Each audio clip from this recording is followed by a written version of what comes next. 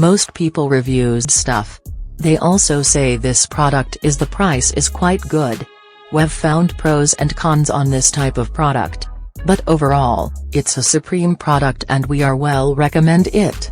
When you however want to know more details on this product, so read the reports of those who have already used it.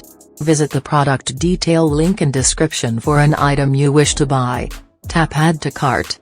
When you've finished adding items to your cart, tap the shopping cart icon.